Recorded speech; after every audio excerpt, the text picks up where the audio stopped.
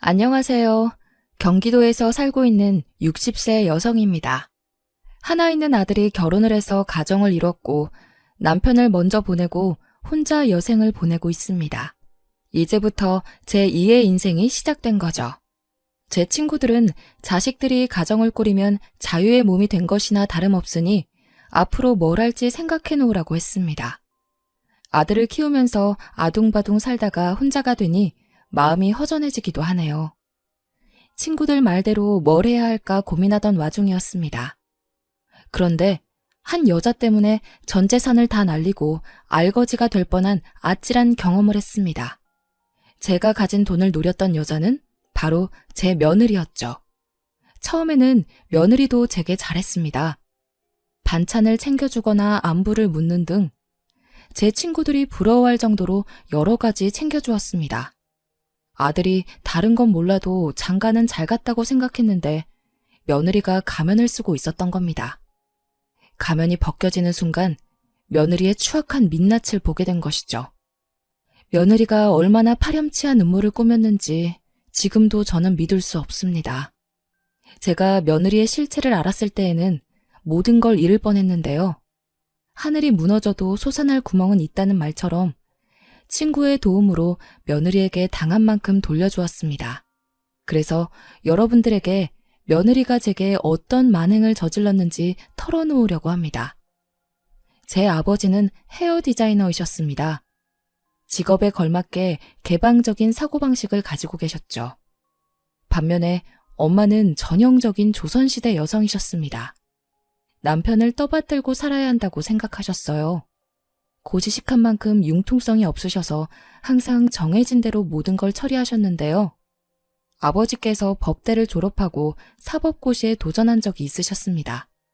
저희 집은 판검사에 한이 맺힌 집안이었죠. 증조 할아버지 때부터 아들들이 판검사에 도전하셨지만 집안에서 법복을 입게 되신 분은 한 명도 없었습니다. 할아버지도 판검사 도전에 실패하셨죠. 그래서인지 할아버지께서 아버지에게 판검사가 되라고 강요하셨어요. 종민아, 너는 꼭 법대에 가서 판검사가 돼야 한다. 아버지, 저는 따로 정해놓은 목표가 있어요. 그게 뭐냐? 정말 보수적인 집안이었는데 아버지의 입에서 정말 뜻밖의 말이 나왔다고 합니다. 전 미용사가 되고 싶어요. 설마 이발사가 되겠다는 거냐? 아니요. 남자들 머리만 하는 이발사 말고 여자들 머리도 하는 미용사가 되고 싶어요. 할아버지께서 그 말을 듣고 소리를 버럭 지르셨다고 합니다. 뭐야? 사내놈이 여자들 머리나 잘라주겠다는 거냐? 절대 안 돼. 지금 당장 다시 판검사 준비하거라. 지금이야 남자 미용사가 흔하지만 그 당시에는 남자들이 미용실에 가지를 않았습니다. 이발사가 되겠다고 해도 열이 받는데 미용사가 되겠다고 하니 보수적인 할아버지께서 화를 내는 건 당연한 일이었죠. 할아버지가 반대하기에는 아버지께서 옷이나 헤어스타일에 관심이 너무 많았습니다. 오랫동안 혼자만의 꿈으로 간직하고 있다가 겨우 입 밖으로 꺼낸 건데 생각보다 더한 날벼락을 맞으셨습니다. 저는 판검사 되고 싶지도 않고 공부에 취미도 없단 말이에요. 아버지도 잘 아시잖아요. 노력해도 안 되면 어쩔 수 없는 일이지만 해보지도 않고 포기하는 건 용납 못한다. 무조건 법대에 가거라. 할아버지의 강압에 못 이겨 아버지께서 법대에 들어가셨습니다. 그 후에 사법고시 준비를 시작했는데 미용사가 될 사람이 하루 종일 법전을 공부하고 있으니 죽을 맛이었겠죠. 하기 싫어서 억지로 한 공부였으니 결과가 좋을 리가 없었습니다. 고시에 5번이나 연속으로 떨어져서 아버지도 포기하겠다고 말씀하셨는데요. 아버지, 이제 그만할게요. 이 정도면 할 만큼 했어요.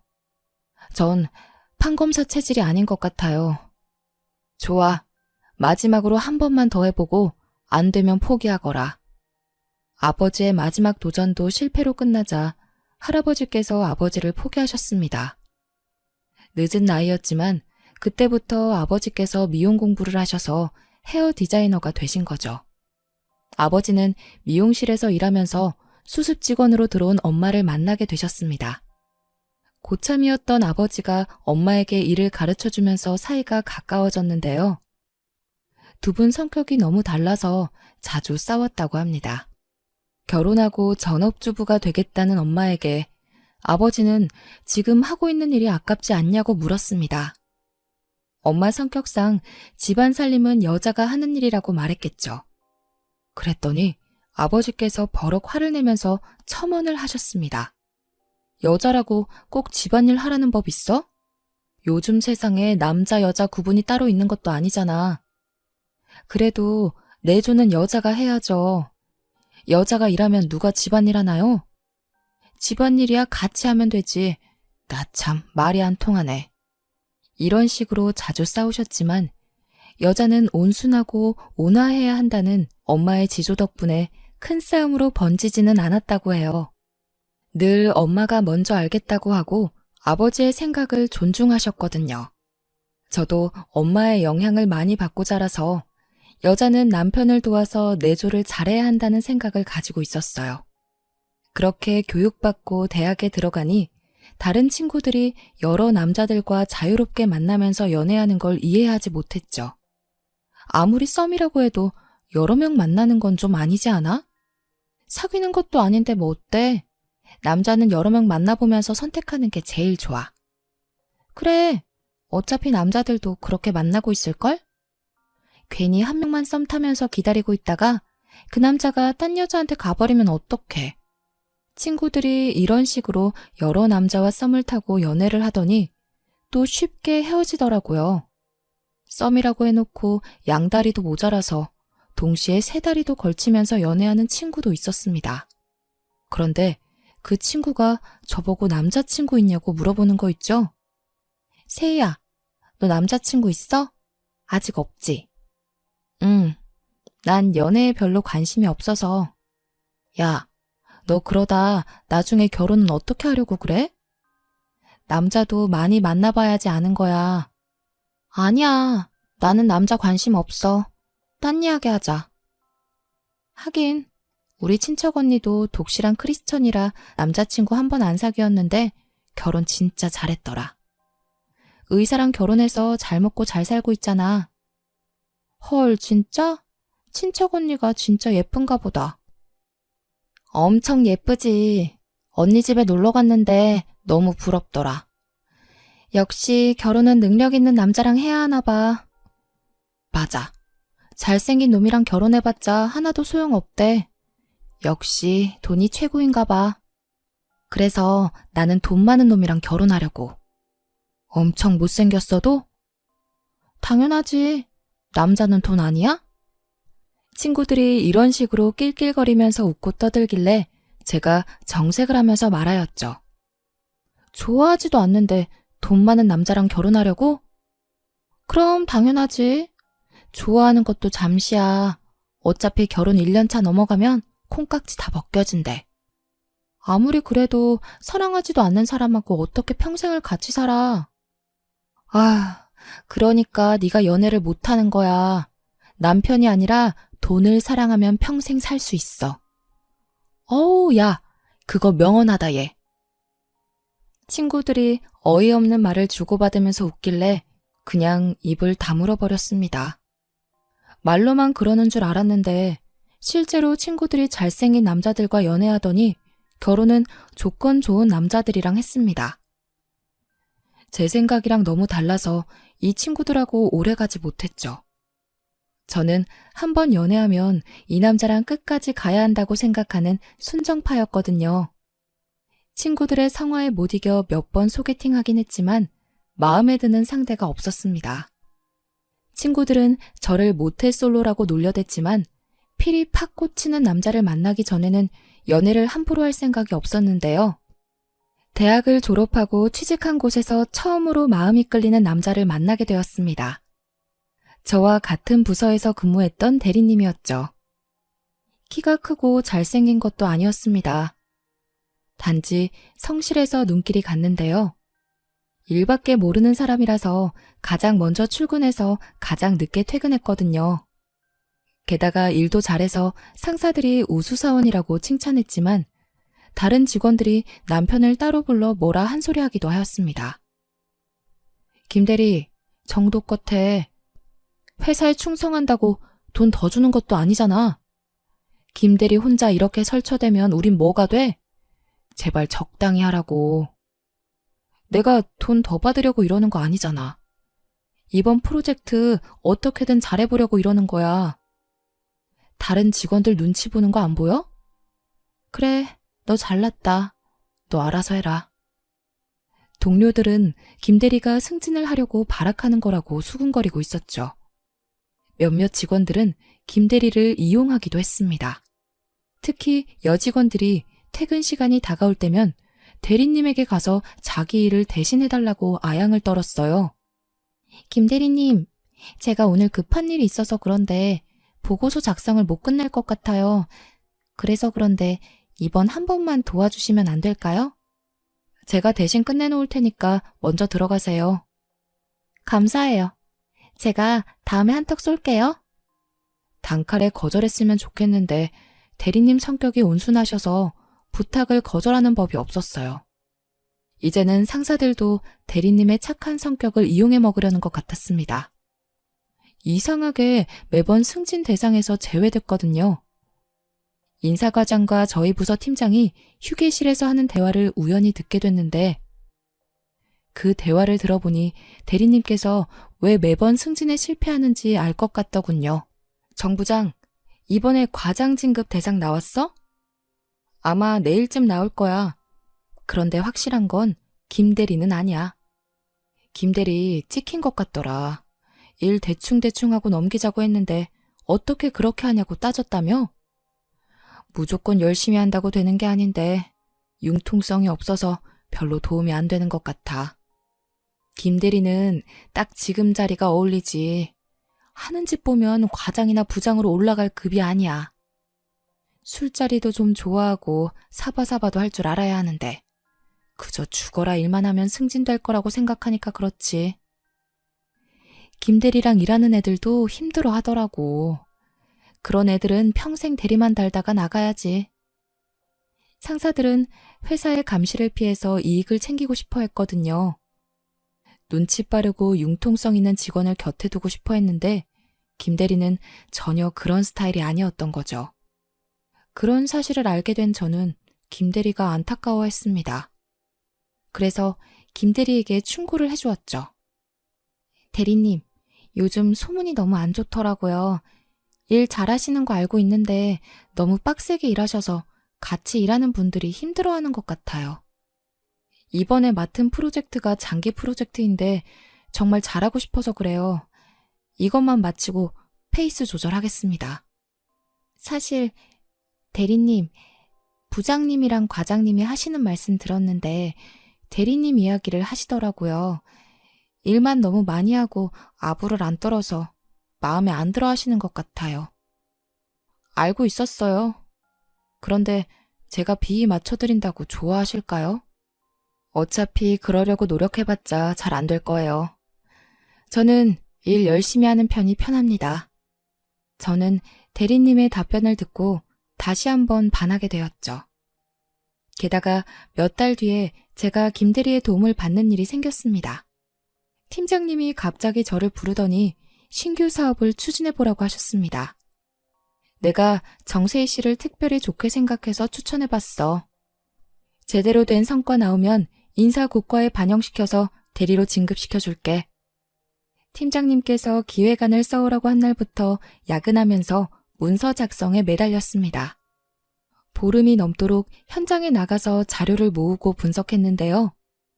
이제 임원들 앞에서 기획서를 발표해야 하는데 기획서를 완성시키지 못한 거예요. 아직 경험이 부족한 제게는 어려운 일이었습니다. 그때 대리님이 구세주처럼 등장한 것이죠. 세희 씨, 뭐 때문에 이렇게 힘들어하세요? 제가 좀 도와드릴까요? 아, 네. 데이터는 다 모았는데 사업 전망에 대해 어떻게 잡아야 할지 막막하네요. 어디 한번 봐요. 대리님이 제가 만들어 놓은 문서를 꼼꼼하게 확인하더니 문제점을 찾아내서 수정하는 작업을 도와주셨습니다. 자기 업무까지 제쳐두고 일주일 동안 제 일에 매달리셨죠. 덕분에 제가 봐도 완벽한 기획서가 완성되었습니다. 예상했던 대로 기획안 발표도 대성공이었는데요. 팀장님께서 약속한 대로 인사국과에 반영해 주신다고 하더라고요. 그래서 제가 대리님 이야기를 꺼냈습니다. 팀장님, 사실 이번 기획서는 김 대리님 도움을 많이 받았습니다. 그러니 인사고과에 대리님 실적으로 올려주세요. 그래? 김 대리가 일을 이렇게 잘했어? 세희 씨가 그렇다면 당연히 그렇게 해야지. 우선 김 대리 불러봐. 제가 대리님한테 가서 자초지종을 설명하니까 깜짝 놀라셨습니다. 바로 팀장님께 가서 자기가 한 게 아니라고 하더라고요. 팀장님, 세희 씨가 너무 겸손하게 말씀하셔서 오해를 하신 것 같습니다. 전 그냥 검토만 해줬고 세희 씨가 혼자서 한 기획안입니다. 아니, 대리님께서... 세희 씨, 일단 나 좀 볼까요? 대리님께서 저를 따로 불러서 제가 한 거라고 단정 짓더군요. 저는 너무 감사해서 승진할 수 없다고 했지만 대리님께서 끝까지 제가 잘한 거라고 하셨습니다. 그래서 결국 대리로 승진할 수 있게 되었는데요. 그때부터 대리님을 좋아하는 마음이 깊어지게 되었습니다. 혼자서 짝사랑하다가 음료수와 함께 식사 대접을 하고 싶다는 쪽지로 고백하였죠. 저는 승진할 수 있게 도와주신 일이 아직도 생각난다는 핑계로 대리님과 개인적으로 식사를 하고 연락을 했습니다. 그날을 계기로 몇 번의 데이트를 반복하다가 1년의 교제 끝에 결혼을 하게 되었습니다. 결혼 후 맞벌이를 하면서 20년 만에 내 집 마련의 꿈을 이루기도 했는데요. 하지만 남편은 우리 부부가 마련한 집에서 세상을 뜨고 말았습니다. 가남으로 허망하게 세상을 뜨고 말아서 몇 년을 슬퍼했죠.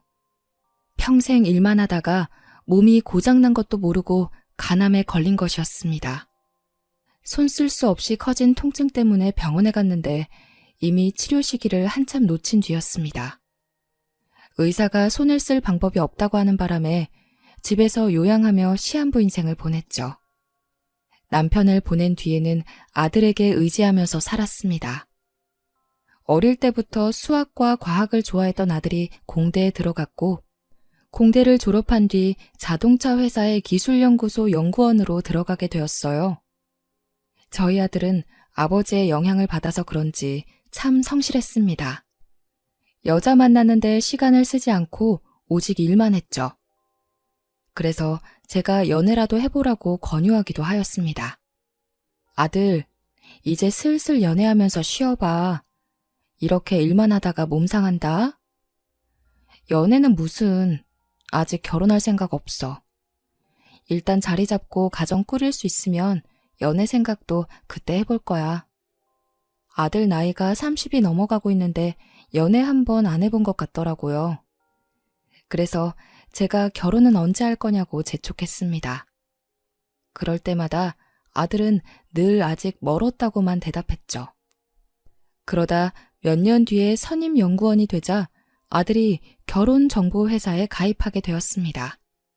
아들이 결혼정보회사를 통해 여러 번 소개팅을 해보았지만 별 성과가 없었다고 합니다.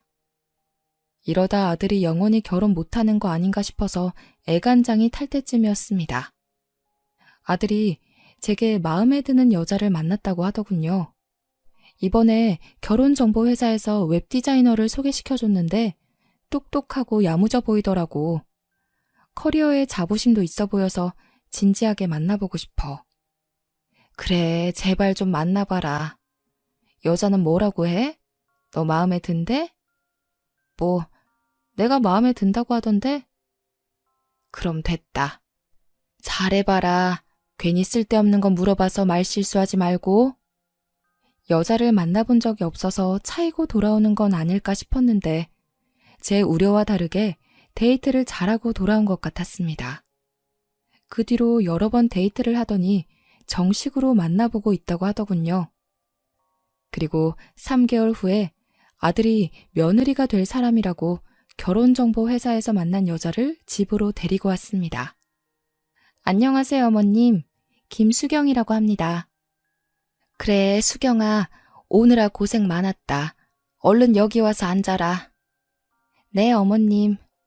오빠한테 살림 잘한다고 들었는데 집이 진짜 깔끔하네요. 제가 어머님께 배워야겠어요.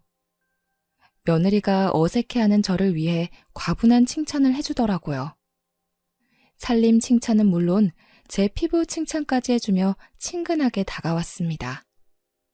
성격이 밝고 싹싹해 보여서 저는 마음에 쏙 들었죠. 아들 녀석도 제가 좋아하는 모습을 보았는지 며느리가 간 뒤에 어떤 것 같냐고 묻더군요.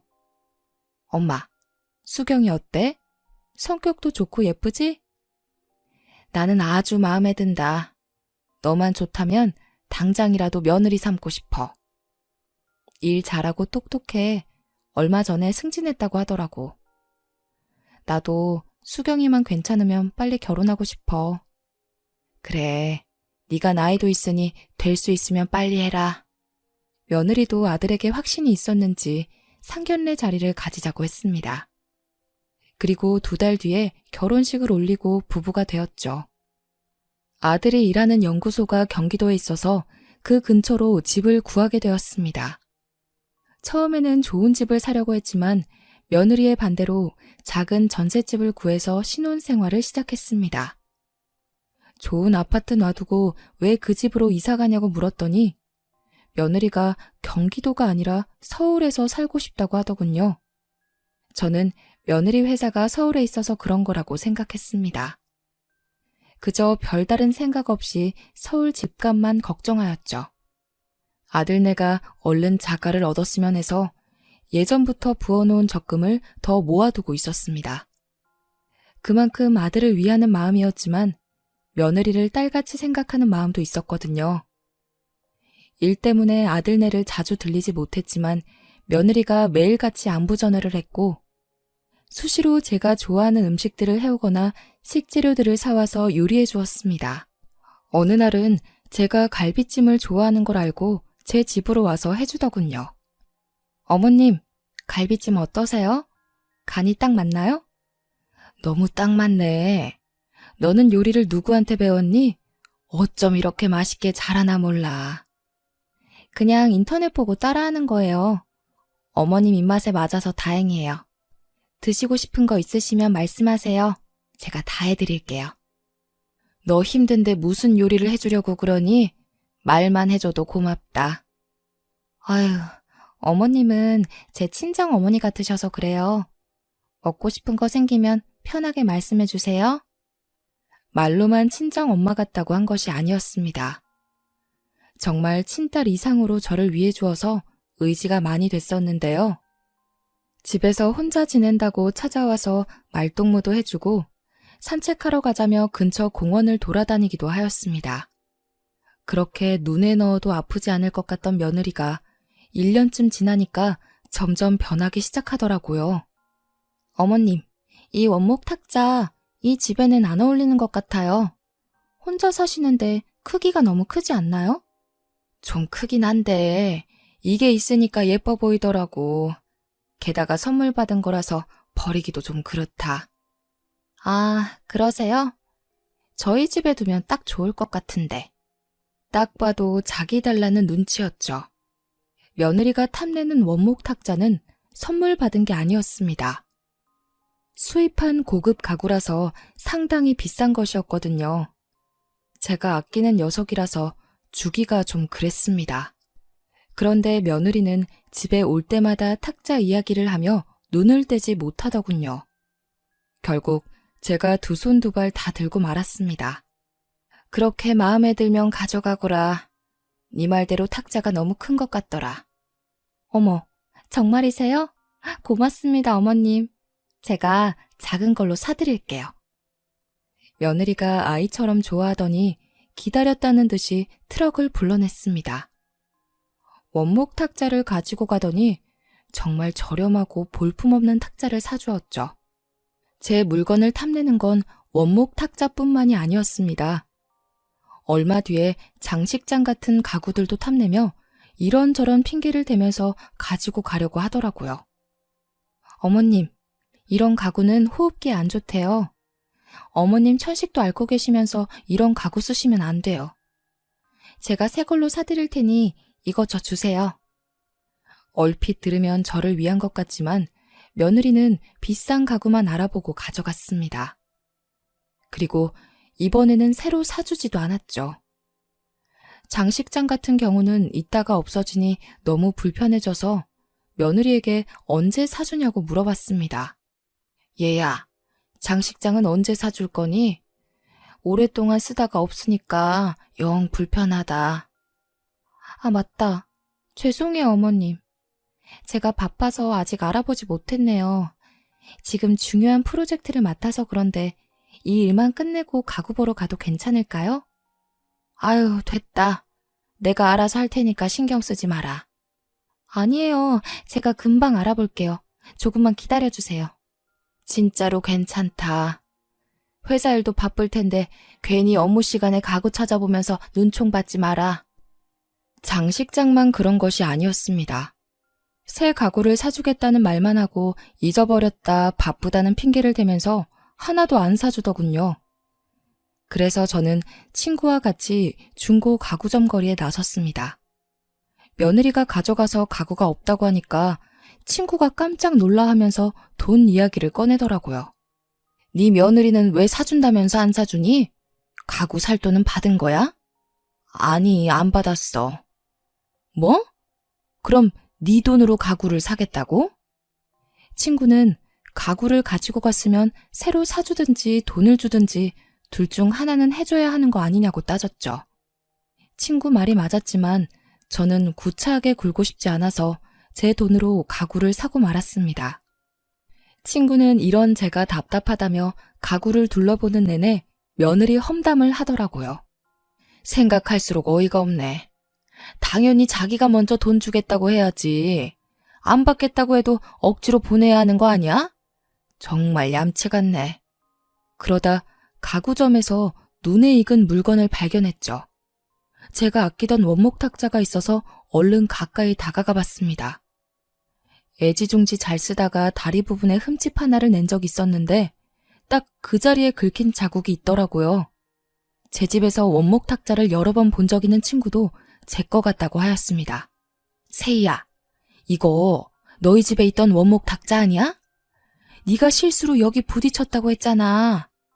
친구와 저는 원목 탁자에 난 흠집을 유심하게 쳐다보면서 제 거가 맞다는 결론을 낼 수밖에 없었습니다. 친구가 제게 사진까지 찍게 만들더니 직원을 불러 누가 판 거냐고 물어보자 했지만 금방이라도 싸울 것 같은 친구 녀석을 잘 달래서 데려왔죠. 집으로 가는 길에도 화가 가라앉지 않는지 친구 녀석이 끝까지 며느리 욕을 하였습니다. 아니, 세상에 지 용돈 필요하다고 시어머니 가구까지 팔아먹는 며느리가 어딨어? 사정이 있는 거겠지. 며느리에게 물어보고 연락해줄게. 우리 수경이가 그럴 애가 아니야. 저는 끝까지 며느리를 감싸며 오해하지 않으려고 노력했습니다. 며칠 뒤에 며느리가 집에 올 때까지 기다렸죠. 드디어 며느리가 오자 가구점에서 찍어온 사진을 보여주었습니다. 내가 얼마 전에 중고 가구점에 다녀왔는데 너 이 탁자는 왜 판 거니? 중고 가구점 다녀오셨어요? 사실은 저희 집에 가지고 왔는데 사이즈가 안 맞더라고요. 제가 눈대중을 잘못했나 봐요. 어머님 탁자도 새로 사서 보내드렸는데 다시 돌려보내기도 그랬어요. 그렇구나. 그럼 탁자 판 돈은 줘야 하지 않을까? 아, 맞다. 뭔가 허전하다 했는데 돈을 안 드렸네요. 죄송해요. 제가 이따가 붙일게요. 며느리가 말은 이렇게 했지만 며칠이 지나도 돈을 주지 않았어요. 괘씸했지만 얼마 되지도 않는 돈을 달라고 재촉하기 싫었습니다. 그 뒤로도 며느리는 마음에 드는 게 있으면 가지고 갔습니다. 제가 마음먹고 산 양털 자켓이나 가죽 장갑 등을 탐내기도 했죠. 그리고 쥐꼬리만한 돈을 주면서 생색을 냈습니다. 며느리가 하는 짓이 점점 얄미워졌지만 속 좁은 시어머니란 소리를 듣고 싶지 않아서 아무 말도 하지 않았습니다. 딸 같은 며느리에게 선물 준 거라고 생각했는데요. 제 생일이 되자 며느리가 정말 황당한 이야기를 꺼냈습니다. 같이 식사하는 자리에서 며느리가 갑자기 집문서를 주는 거 있죠? 저는 집문서를 받다가 아들 녀석을 쳐다보고 또 며느리를 쳐다보았습니다. 도대체 이게 뭐냐? 집문서예요. 이제 어머님 나이도 있으니까 서울보다는 공기 좋은 시골에서 사시는 게 좋을 것 같아서요. 제가 거금 들여서 전원주택 하나 장만했어요. 아니, 세상에, 네가 무슨 돈이 있다고 전원주택을 샀니? 그 말 한마디에 그동안 쌓인 불만이 사르륵 녹아내리더라고요. 제가 감동받은 눈빛으로 며느리를 쳐다보니까 조건을 하나 내걸었습니다. 대신 어머님 사시는 집은 저한테 주세요. 전원주택으로 이사 가시면 서울 집은 필요 없잖아요? 맞아. 수경이가 그러는데 회사나 너무 멀어서 힘들대. 나도 서울로 발령 날 것 같으니까 엄마가 이사 가주라. 가서 푹 쉬면 건강도 좋아질 거 아냐. 뭐라고? 우리 아들까지 며느리 편을 들 줄 몰랐습니다. 그렇지만 며느리가 무리해서 얻은 전원주택이니까요. 아무리 서울 집값이 비싸도 전원주택이 더 비싸지 않을까 고민하다가 아들 녀석이 대답을 재촉하는 바람에 그렇게 하자고 했습니다. 지금 생각하면 정말 바보 같은 짓이었죠. 전원주택이 있다는 양평으로 가보니 욕짓거리가 절로 나왔습니다. 며느리가 사놓은 전원주택은 다 쓰러져가는 낡은 한옥이었거든요. 게다가 방치된 지 오래돼서 허물어지기 일보 직전이었습니다. 잘못 찾아온 건 아닌지 주소와 번지수를 몇 번이나 확인했지만 며느리가 사준 전원주택이 맞았습니다. 제가 그 폐가 앞을 서성이고 있으니 지나가던 동네 이장이 더 충격적인 말을 건네주었습니다. 아이고, 이 집에서 사시려고? 수리비 엄청 들 거야. 하기사 공짜로 얻은 집이니까 수리비 정도는 감당해야겠네. 네? 공짜로 얻었다고요? 모르셨구나. 집주인이 거의 거저내놨어. 여기서 사람이 죽어서 아무도 안 오려고 했거든. 이장이 하는 말을 들어보니 이 집을 산 사람이 폐가를 보자마자 마을 회관을 찾아왔다고 합니다. 이장에게 집주인을 만나게 해달라고 하더니 대뜸 소문 이야기를 꺼냈다고 하더군요. 여기서 사람이 죽지 않았냐고 거저달라고 우기길래 기억하고 있었다고 합니다. 결국 집주인도 집이 팔리지 않아 며느리에게 집을 거저주었다고 하죠. 그러면서 집주인이 마을 이장에게 이 말까지 했다고 합니다. 안 그래도 사람 죽었다는 소문이 나서 세금만 따박따박 물고 있어서 철거해버리려고 했어요. 너무 싸게 준 것 같은데 가지고 있는 것보다 낫죠 뭐. 마을 이장에게 이 말을 듣는 순간 화가 치밀어 올라서 견딜 수가 없었습니다. 이런 폐가를 거금 들여서 산 전원주택이라고 속이다뇨. 게다가 제 집까지 빼앗아서 이성을 잃고 말았습니다. 바로 서울로 올라가서 며느리에게 따지고 싶었지만 며느리가 연락을 받지 않았습니다. 아들 녀석도 마찬가지였죠. 집으로 찾아갔더니 여행을 갔는지 초인종을 눌러도 조용하더군요. 그래서 저는 어차피 팔리지도 않을 테니 폐가부터 수리하기로 했습니다. 이장의 소개로 수리업자부터 만나보았는데요. 수리업자가 집 상태를 꼼꼼하게 확인해 보더니 수리만 해도 2달은 걸릴 거라고 했습니다. 빠르면 2달인데 이 집은 수리하는 게 아니라 뼈대만 남겨놓고 새로 지어야겠네요. 2달이요? 2달 동안 지낼 곳이 없는데 어쩌죠? 마을 이장이 옆에서 제 사정을 듣고 있다가 수리하는 동안 마을 회관에서 지내라고 하였습니다. 마을 회관에 가보니까 일반 가정집처럼 부엌도 있고 따뜻하더라고요. 게다가 마을 이장님께서 제 말동무가 되어주셔서 외롭지도 않았습니다. 제가 답답한 마음에 며느리가 한 짓을 다 일러 바쳤거든요. 그랬더니 마을 이장이 혀를 차며 안타까워했습니다. 어휴, 참, 며느리가 아니라 불려우네요. 어떻게 시어머니한테 이런 말도 안 되는 짓을 할 수 있지? 그러게요. 아들 때문에 참고 살고 있습니다. 괜히 저 때문에 결혼 생활이 괴롭다고 하면 안 되니까요. 이장도 며느리가 아주 이기적인 여자 같다고 혀를 찼습니다. 그런데 며느리가 한 짓은 이뿐만이 아니었습니다. 집수리가 거의 끝날 무렵에 양평으로 저를 찾아온 친구가 충격적인 사실을 알려주었거든요. 얘, 내가 뭘 본지 아니? 너희 며느리 말이야. 두 집 살림을 하는 게 분명한 것 같더라. 동네에 소문이 쫙 났어. 친구가 지인이 사는 빌라에 놀러 갔다가 며느리를 보았다고 하는데요. 빌라에서 낯선 남자랑 같이 나오더니 연인처럼 품에 안겼다고 하죠. 아들 녀석만 모르고 있었지 동네에 소문이 나서 친구의 지인도 며느리를 몰랐지만 딱 봐도 불륜 커플 같았다고 하더군요.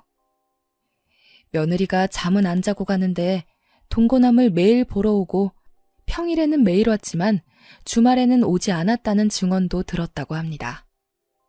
불륜을 목격한 증인도 있겠다. 저는 며느리를 더 이상 용서할 수 없었습니다. 그때 아들 녀석이 대만에서 노느라 전화를 못 받았다고 다시 나한테 전화를 걸었더군요. 그래서 친구한테 들은 말을 다 이야기해 주었습니다. 제대로 된 증거가 없으니까 괜히 거기서 싸우지 마라. 얼른 한국으로 와서 불륜 현장을 잡아야 해. 알겠어. 되도록 빨리 갈게. 수경이 들어온다. 이따가 전화한다. 그렇게 전화가 끊기고 그날 밤 아들 녀석이 장례식장을 가야 한다는 핑계를 대고 한국으로 돌아왔습니다. 아들 녀석을 데리고 불륜 현장을 잡기 위해 친구가 말해준 빌라로 찾아갔죠. 친구의 지인이 알려준 시간대에 잠복하고 있으니 며느리가 대만에서 사온 기념품을 들고 빌라 안으로 들어가더군요. 그리고 동거남과 함께 나와서 남자 팔에 팔짱까지 끼는 모습을 목격하였습니다. 제가 아들을 데리고 불쑥 나타나니까 며느리 얼굴이 하얗게 질려버렸죠. 네가 감히 우리 아들 몰래 바람을 펴? 내 물건 탐내고 양평으로 쫓아낼 때부터 알아봤다. 너 같은 년을 믿은 게 죄지. 이리 와서 변명이라도 좀 해봐. 쳐 죽여도 시원치 않으려나. 어머님, 왜 이러세요? 오해예요. 저 바람 핀 적 없어요. 뭐 어쩌고 저째? 내가 아무것도 모르고 왔을 것 같아? 며느리가 처음에는 발뺌을 하더니 제가 며느리 머리채를 붙잡고 난리를 치니까 잘못했다고 빌더군요. 하지만 아들 녀석도 저도 며느리를 용서할 수 없었습니다. 참다 못한 아들 녀석이 며느리 뺨을 후려갈겨서 한마디도 하지 못하고 울기만 했죠. 결국 저희 아들이 며느리에게 이혼 소송을 하였습니다. 그 과정에서 며느리가 제 집을 팔아버렸다는 사실 또한 알게 되었네요. 며느리가 저를 멀리 쫓아내고 동거남과 바람을 피고 있었고 하마터면 아들과 제가 며느리의 불륜 생활비를 대주는 스폰서가 될 뻔했습니다. 다행히 며느리의 불륜 사실을 잡아내고 위자료와 함께 집을 판 돈까지 돌려받을 수 있었는데요. 그 뒤로 아들과 함께 양평에서 살고 있습니다. 아들 녀석이 이혼한 후유증이 커서 회사를 휴직하고 양평에서 잠시 쉬고 싶다고 했거든요. 오랜만에 아들 녀석이랑 삼시세끼를 먹고 산책도 하면서 대화도 많이 나누고 있습니다. 재혼할 생각 있냐고 물어보니까 없다고 하더군요. 재혼은 무슨 재혼이야. 나는 연애할 생각도 없어. 여자들을 못 믿겠어. 수경이가 나한테 이럴 줄 정말 몰랐고. 나는 자기가 모은 돈으로 엄마한테 전원주택을 사준다고 하길래 정말 효녀라고 생각했거든. 그런데 아니었어. 아직까지 엄마 생각하는 척 나한테 생색내던 게 잊혀지지 않아. 아들이 금방이라도 울 것 같길래 연애만 하면서 살라고 말해두었습니다. 저는 똥 밟았다고 생각하려고 하는데 아들 녀석은 아직까지 힘들어하고 있네요. 어떻게 하면 아들 녀석이 금방 회복하고 여자들과 연애하면서 즐길 수 있게 될지 조언해 주시면 좋겠네요. 여기까지 사연 들어주셔서 감사합니다.